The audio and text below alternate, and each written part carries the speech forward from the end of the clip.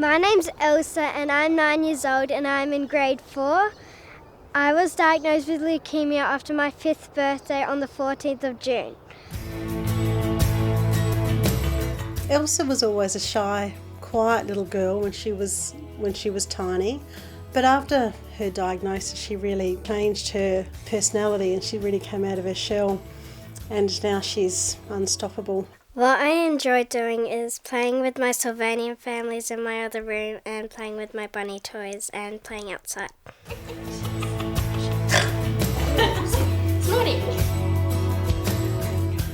Grace is 13, has just started into grade 7, having a lovely time. Charlotte is in grade 6 and is on the Student Representative Council, which she's very proud of. And our youngest daughter Elsa is in grade 4.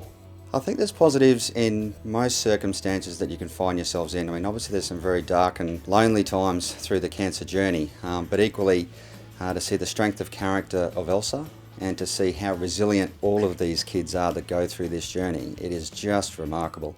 Things I didn't like about it was having my bald head and then going in the wheelchair that I had to stay in, and all the needles and my warts I had on my feet. Having to have blood tests every day, blood transfusions, lots of medical interventions and different staff. And I guess in that time you either come out of your shell and deal with the aspects of what you're going through, or you regress in. And I think for Elsa, she's had the strength and the personality to come forward, and it's really changed her. Elsa's sisters were about 7 and 6 when Elsa was diagnosed, and certainly at the start it was a very confusing time for them. They knew enough to understand that she was unwell, but it was difficult for them to understand the seriousness of what Elsa had been diagnosed with, and also the amount of time that was involved in getting better. Children just aren't used to that length of time and the pressures over such a long period of time.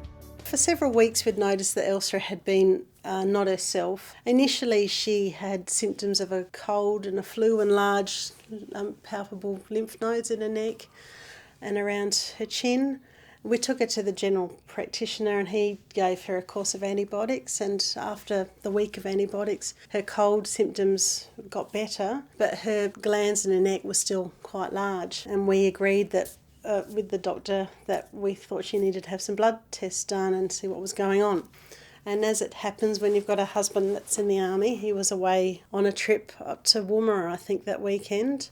So I toddled off to Flinders with the 3 girls in tow, and Elsa had blood tests done. And of course, you've got a lot of waiting in between, waiting for the results to come back. So I got onto my husband and said, "You'd better come back. I think we're going to need you here in Adelaide." The next thing we knew, one of the consultants from the emergency department came in and broke the bad news that she had leukemia.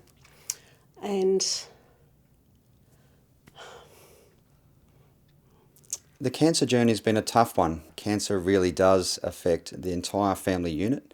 At the start, you're just trying to keep up. There's so much to do, and it's such an intense period, and there's so much happening. You're doing your best just to kick and keep your head above water. After a while, you get better at it. Now that Elsa's in remission, she runs, she laughs, she jumps, she plays, and to anyone looking at her, you'd be hard-pressed to pick her from any other normal child, which is just fantastic. She's got so much energy, she's got such a beautiful personality. It's a real pleasure to see her out and running with her sisters and fighting with her sisters and chasing the cat and doing all those things that kids do. My favourite thing about Camp Quality is the activities that I do, is like going to the pool, Green Hills Adventure Park, and seeing movies before my sisters like The Croods, and they haven't seen that yet. We first heard about Camp Quality very early in the piece. When you're diagnosed with cancer, there's a lot of information that gets thrown at you about treatments and protocols and the disease itself. In and amongst all that information, very quickly is Camp Quality. We were encouraged to meet with Camp Quality, and they very quickly threw a very loving blanket over our family and drew us into the fold. And within a matter of weeks of Elsa's diagnosis, she was off attending her first camp. What I remember at that time is not what Elsa remembers. When you talk to her about that period, she remembers the camp. It was only a few hours every day, but it was such a break from the routine of what she was doing in the wards that has actually forged a new memory for her. The cancer and the treatment is always there.